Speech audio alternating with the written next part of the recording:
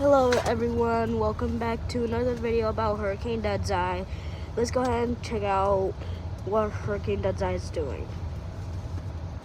Okay, so it's a Category 5 tropical cyclone and winds reaching to 145 miles per hour winds, 175 miles per hour gusts. And you can see it's gonna bring some wind to a nearby island soon, as you can see right there. Yeah, see guys? It's gonna bring some wind, and this is what it looks like right now. You can see it's spinning. It's going south.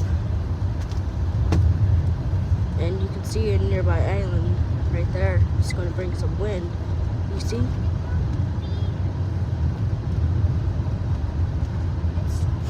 And you can see how close it is too. So, 145 miles per hour gusts. And bye everyone. I hope you enjoyed this.